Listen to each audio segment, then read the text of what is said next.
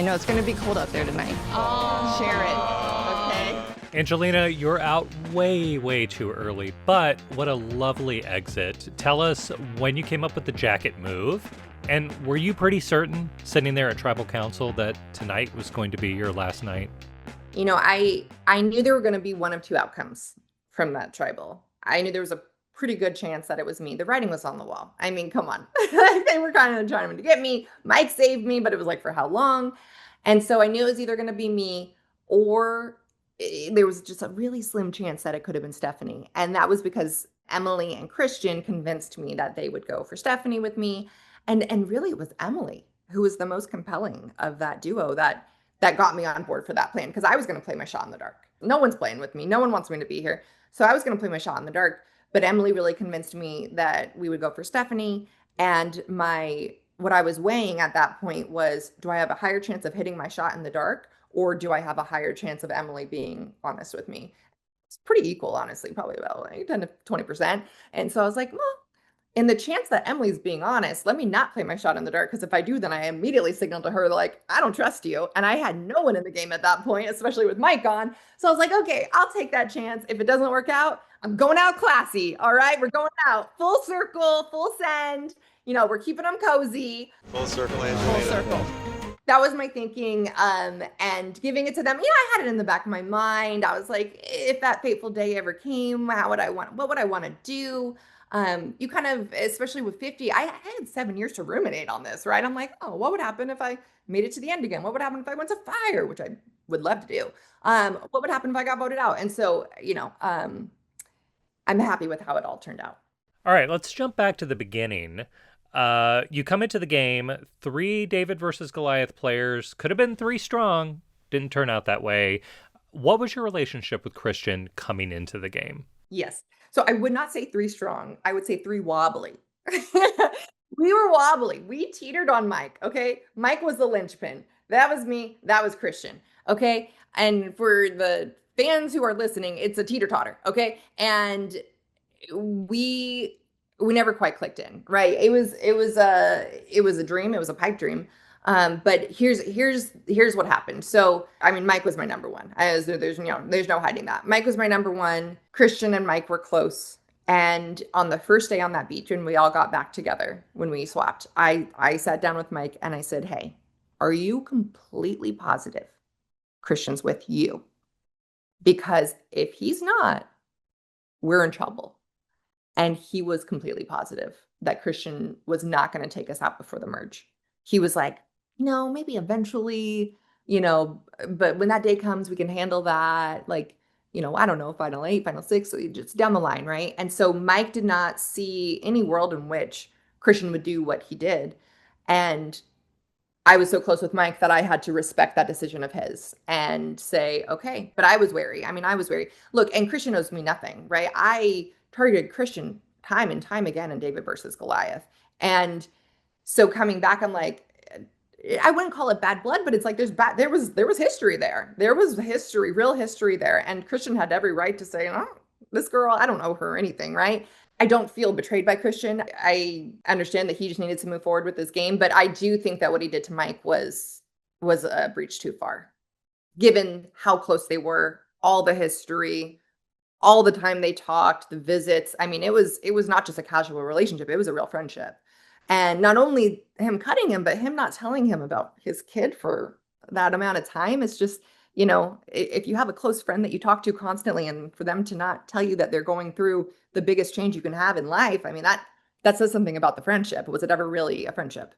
The fact that Christian did not tell Mike a lick of his wife being pregnant, his wife having a baby, like any of that. Again, when they were talking constantly, like they have stayed in touch closely over the 7 years. Well, they did. And then they talked a lot leading up to the game. And for Christian not to mention that, it just shows that it's very premeditated, that he was always planning this, that he was always planning to take out Mike, right? And that I don't know if he trusted him. I mean, to not share that kind of information about becoming a parent, which again, I mean, is one of the most transformational things. I mean, there's a name for it. It's matrescence when you become a mother. It's similar to the change that happens in adolescence. And so to go through such a big shift in life and to expand your family. And then even when I saw Christian on the beach, I was like, how are you? How's Emily? You guys, do you guys still not want kids?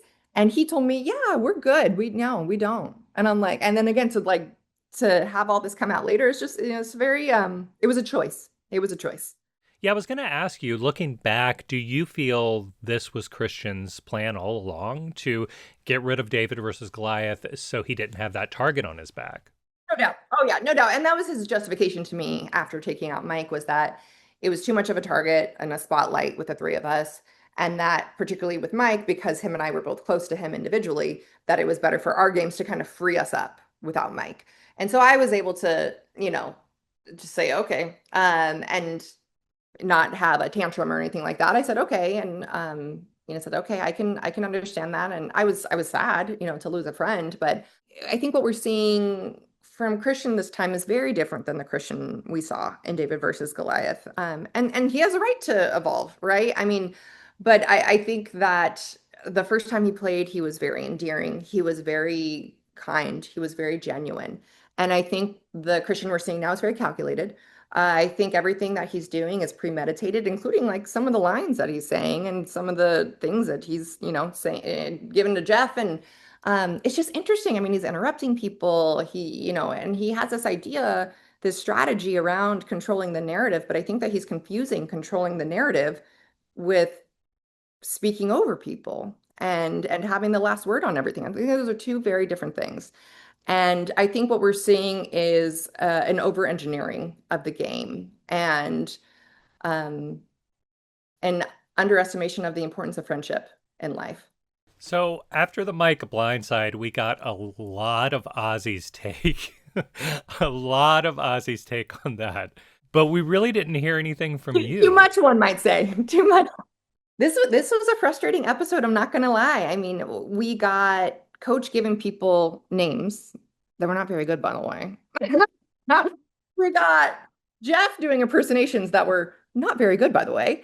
And we got Jonathan, farting in the forest, but we can't hear confessionals from Camilla and myself when like our close people were just voted out. Like, make that make sense, right? And I think that there's a lot of us, especially female castaways from this season, that are kind of scratching our heads about like, what are they doing with this season? Like, how are they treating it? How are they making the decisions about what they include and what they don't include?